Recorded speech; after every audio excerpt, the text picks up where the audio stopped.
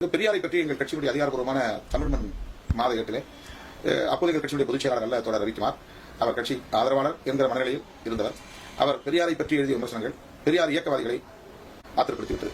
பெரியார் இயக்கத்தை சார்ந்தவர்கள் எல்லாம் விடுதலை சிறுத்தைகளுக்கு எதிராக அணிதிரண்ட போது அவர்களோடு சேர்ந்து கொண்டு விடுதலை சிறுத்தைகளையும் திருமாவளவனையும் மூர்க்கமாக எதிர்த்தார்கள். அருந்ததி அமைப்பை சார்ந்தவர்கள் மிக கேவலமாகவும் கொச்சையாகவும் விமர்சனம் செய்தார்கள்.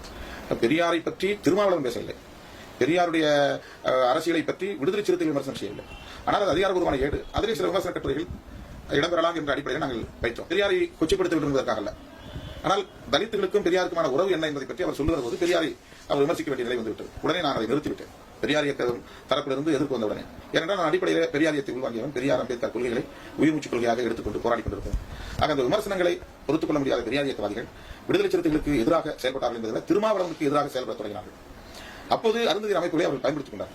அருந்ததி இயக்கங்களின் மேடைகளிலே எங்களை பற்றி அவர்களை விட்டே தூண்டிவிட்டு பேச வைத்து திருமாவளவன் தான் எதிரி, பல்லனும் பறையனும் தான் சக்கிலினுக்கு எதிரி என்று மேடைக்கு மேடை சாதி இந்துக்களை பற்றி பேசுவதை விட, சாதி வன்கொடுமைகளை பற்றி பேசுவதை விட எங்கள் சமூகத்தின் முதல் எதிரிகள் பல்லனும் பறையனும் தான், திருமாவளவனுடைய எதிரி என்று பேசினார்கள். இதையெல்லாம் மனதில் வைத்து உங்களிடத்தில் நான் சொன்னது. இந்த ஒற்றுமை ஒருங்கிணைப்பு முயற்சி என்பது வெற்றி பெற முடியாத அளவுக்கு இருப்பதற்கு நம்முடைய இயக்க தலைமைகளும் காரணமாக இருக்கின்றன.